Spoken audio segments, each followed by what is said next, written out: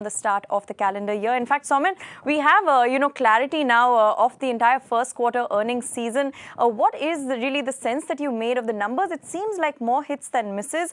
Does this really set ourselves up for a strong fiscal 19 as far as financials go, or are there still too many areas of uncertainty, considering the fact that most of these areas where we saw an outperformance, let's say FMCG for example, was on a lower base? Just trying to get a sense of what trends really you picked up from the first quarter.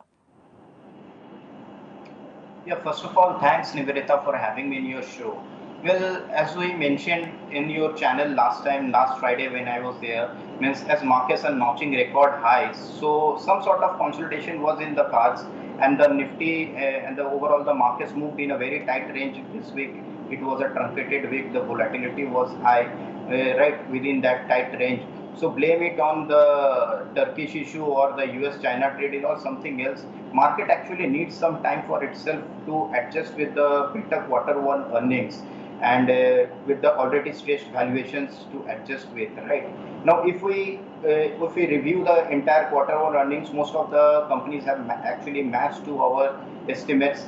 Consumption has emerged as been the main major theme, right? And we expect this momentum to continue despite the most of the consumer goods or the FMCG companies have reported very fast, very good volume growth on back of lower base due to the GST. Last year it was the glitches caused due to the implementation of GST. But however, given the rural demand is picking up and the government spending on the rural areas along with the lower GST rates, so consumption story will be the main theme to be watched in the rest part of the year.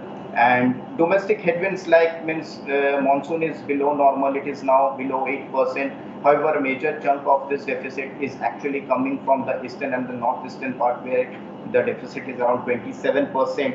And another concern is the widening trade and current account deficit, which will keep rupee under pressure for some more time. But having said that, if you look into the details of the trade deficit, you will find that the non-oil imports has gone up. So that shows that the domestic demand is there right now.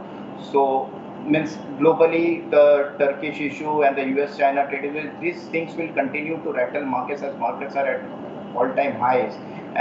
But given right now India is far more better placed what it was few years back, with buffer forex exchange reserves and all the demand drivers are delivering right now. So we expect the market to go some sort of market will get into a more polarized, where stock specific movements will be much more